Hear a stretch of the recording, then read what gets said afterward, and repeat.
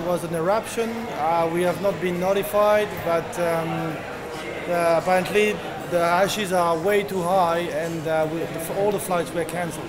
So we just at the airport, we don't know what to do, and we're trying to find another flight and a place where to sleep. We're supposed to be at work tomorrow morning, so we were all texting our wives and bosses to say, look, we're going to be a bit late.